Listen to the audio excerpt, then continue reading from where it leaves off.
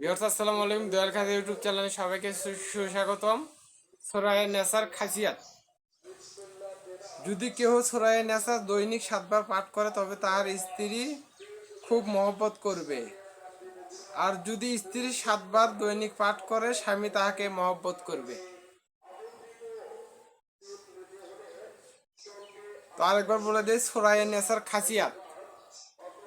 যদি কেউ সূরা নেসা দৈনিক 7 বার পাঠ করে তবে তাহার স্ত্রী খুব মহব্বত করবে। আর যদি স্ত্রী 7 বার পাঠ করে স্বামী তাহাকে মহব্বত করবে।